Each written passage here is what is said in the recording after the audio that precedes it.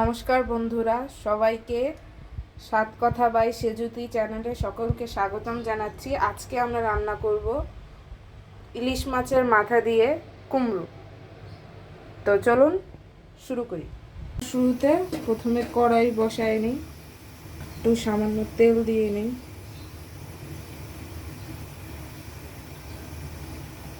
তেলটা একটু গরম হবে।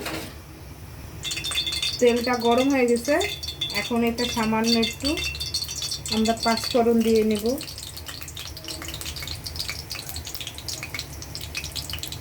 পাঁচফোড়নগুলো পুরা হয়ে গেলে কিছু তেজপাতা দিয়ে দেব। এতে সামান্য একটু লবণ দিয়ে দিলাম সেফটির জন্য, যেন না ছিটে। এখন মাছের মাথাগুলো দিয়ে দেব, কারণ একটু ভাজবো মাথাগুলো।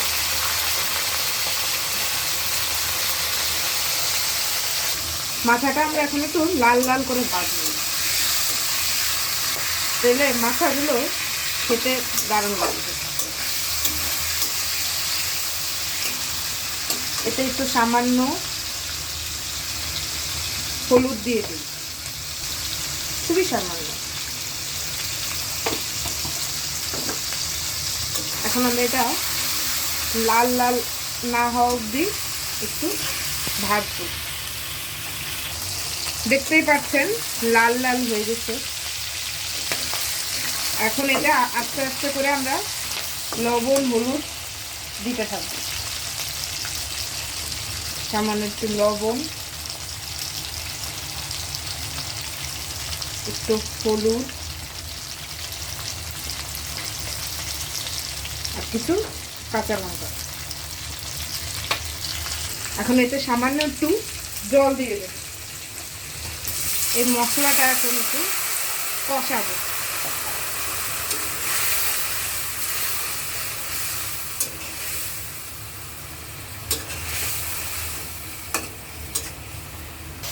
এই যে আপনারা দেখতেই পাচ্ছেন চারিদিকে তেল বের হয়ে গেছে। এটা দেখে বোঝা যায় মশলাটা ভালোভাবে কষে গেছে।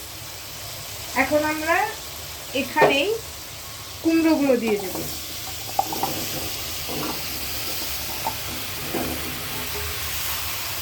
আসলে মশলাটা যত কষানো ভালো হয়, রান্নাটা খেতে সুন্দর হয়। এখন আমরা এটা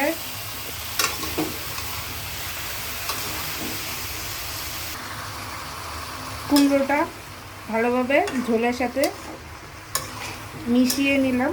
এখন এটা একটু ঢাকা দিয়ে নেব, যাতে কুমড়োর ভিতরে মশলাটা একটু ঢোকে।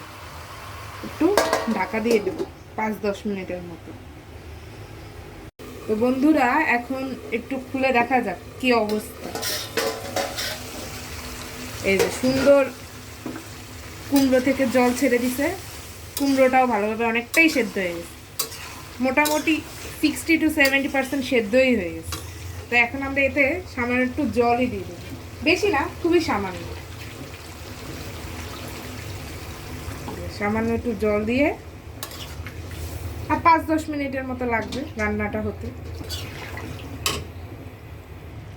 তো এখন আমরা এতে একটু গরম মশলা বাটাটা দিয়ে দেব। এই সময়টা দিলে হয় কি, গন্ধটা পাওয়া যায় না। আপনারা চাইলে আর একটু পরেও দিতে পারেন বা নামানোর আগে দিতে পারেন, অনেকে গন্ধ পায়, তাই আমি এই সময়টাই দিই। এই সময়টা দিলে গন্ধটা পাওয়া যায়। এখন এটা একটু সামান্য নেড়ে চেড়ে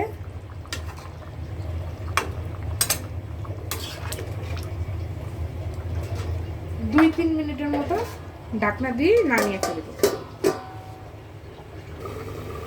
এখন আমরা একটু উঠিয়ে দেখি।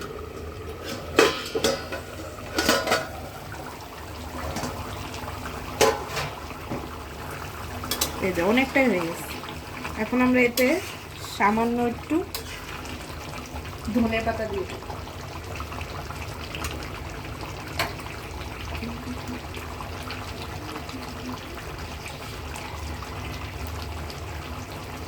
ধনেপাতাটা হালকা একটু নেড়ে একটু তরকারির সাথে মিশিয়ে নেব।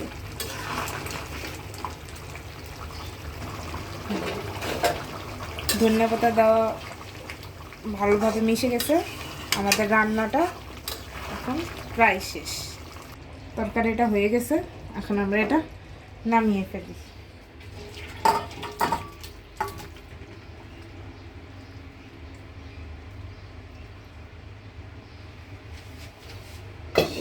তো আপনারা দেখতেই পাচ্ছেন রান্নাটা কত সুন্দর রং আসছে। তো এভাবেই রান্না করে খাবেন এবং ট্রাই করবেন, দেখবেন এবং আমাকে কমেন্ট করে অবশ্যই জানাবেন যে কেমন লাগলো খেতে। তো ভিডিওটা ভালো লাগলে অবশ্যই লাইক অ্যান্ড সাবস্ক্রাইব করতে একদম ভুলবেন না। তো আজকের জন্য এতটুকুই, দেখা হবে অন্য একদিন অন্য কোনো সুস্বাদু রেসিপি নিয়ে।